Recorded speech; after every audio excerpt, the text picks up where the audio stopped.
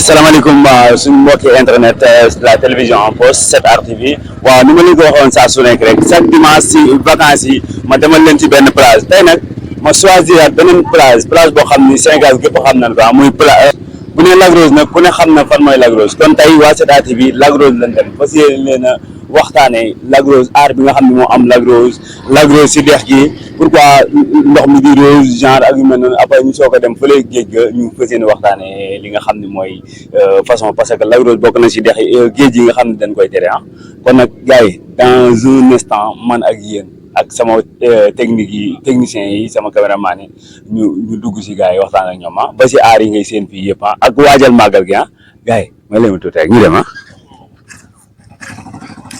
asalaamaaleykum encore ba tey waa 7 TV tey maa ngi Lac Rose dama ñëw ba ci sës si dex gi sës si dex gi dajeeg benn guide fi moom si guide yi la bokk wax dëgg yàlla ma waxtaan ak moom ku baax naka yi tey noo tudd tur bi ak foo dëggee. maa ngi tudd Wali Faye donc bon man maa ngi dëkk du côté de la petite côte Mbour mais je travaille en qualité de guide. Je suis guide professionnel.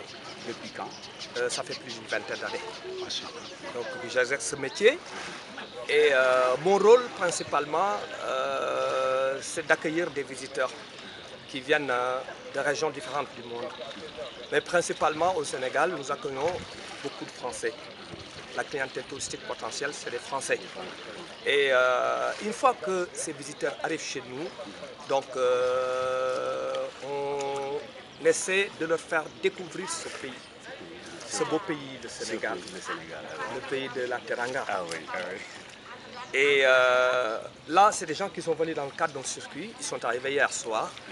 Donc on démarre les activités. Et dans ces activités, nous avons le site du lac qui fait partie des sites touristiques du Sénégal. Ce fameux lac, communément appelé le lac Rose.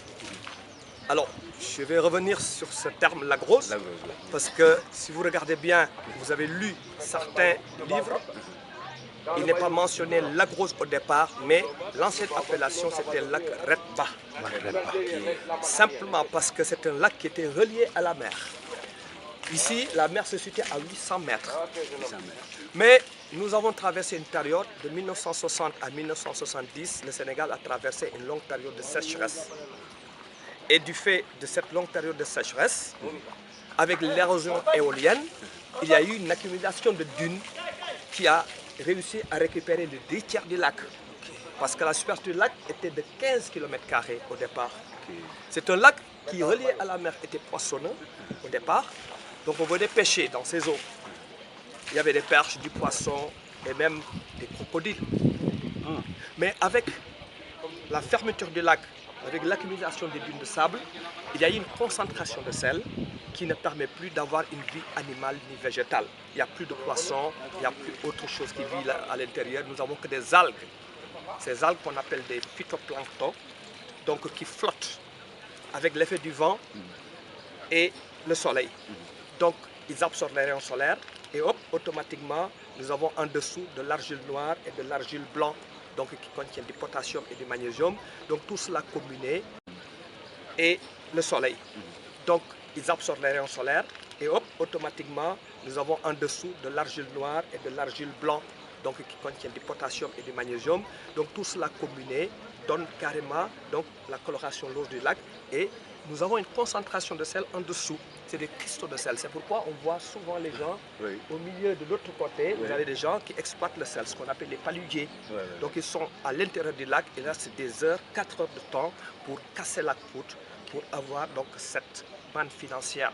Je vais vous parler des montagnes de sel que vous verrez de l'autre côté. Parce qu'il y a des gens qui viennent racheter ce sel. Donc c'est un travail qui n'est pas de tout repos, il faut le dire. Et la plupart du temps, ces ouvriers, c'est des gens qui viennent du Mali et de la Guinée.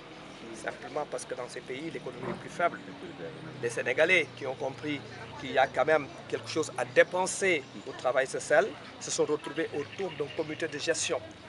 Ils ne rentrent pas forcément dans l'eau, mais ils gagnent quelque part leur vie. Mais ici, pour exploiter, on ne paye pas. C'est libre. Même vous, vous pouvez venir si vous êtes un peu téméraire, vous louez un bateau, vous rentrez à l'intérieur et vous exploitez. Pourquoi Donc pas? c'est pas payant, il n'y a pas de permis il n'y a rien du tout. Ok. Vous pouvez le faire. Mais il faut juste considérer que c'est quand même un travail qui n'est pas de tout repos. Parce que c'est du sel. Hein. Nous avons 380 grammes de sel par litre d'eau. C'est très costaud. Quand il reste des heures dans cette eau, le sel attaque la peau. Si vous vous baignez dans cette eau, pour 10 minutes c'est bon. Ça dépollue la peau, ça soigne.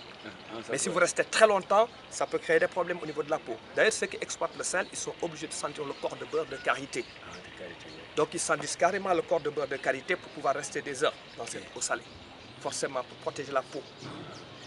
Alors, donc, le lac rose, tout simplement parce que depuis qu'il y a eu cette accumulation de sel avec ces algues, ça nous a donné une couleur rose du lac. Mais malheureusement, vous avez constaté que là, on ne l'a pas rose. Pourquoi? Parce que ça fait déjà 1 an et quelques que nous avons connu une catastrophe écologique. Une année où il y a eu beaucoup d'inondations. Et nous ne sommes pas très loin de Dakar. On est sur une pente par rapport à Dakar. Avec toutes ces eaux de pluie, ils ont ouvert des brèches qui ont permis à toutes ces eaux qui provenaient de Dakar de descendre sur cette partie. Malheureusement, ça a changé le cours du lac. Toute cette région a été inondée. Tout ce que vous voyez comme commerce était englouti dans l'eau. Forcément, il va falloir du temps. On a réussi à récupérer une partie, mais il reste encore à faire. D'ailleurs, dans le processus pour récupérer encore ce lac et avoir la couleur originale, donc ils ont mis une pompe de l'autre côté qui permet d'évacuer un peu le trop plein d'eau, donc au niveau de la mer de l'autre côté. Mais jusqu'à présent, on attend, on espère, mais il y a de l'espoir parce qu'on avait tout arrêté, toutes les activités connexes, l'exploitation de sel, le commerce était arrêté. Mais si on reprend à exploiter du sel, ça veut dire que le sel revient, ça veut dire que bientôt on va revoir la couleur rose de ce lac. Donc, des sites importants pour le tourisme au Sénégal. Malheureusement, on le regrette.